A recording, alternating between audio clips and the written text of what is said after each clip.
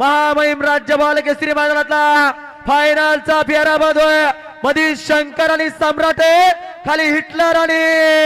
लढत चालू परंतु बाजी मारली शाकीर तात्यानं घरचा साज शंकर आणि सम्राट एका दिवसाचा गॅप घेतला आणि 2 लाखाचा मान पटवला नाव त्याचं शाकीर तात्या बरेच जण म्हणले तात्या काय संपला गावच्या मैदानात भागातल्या मैदानात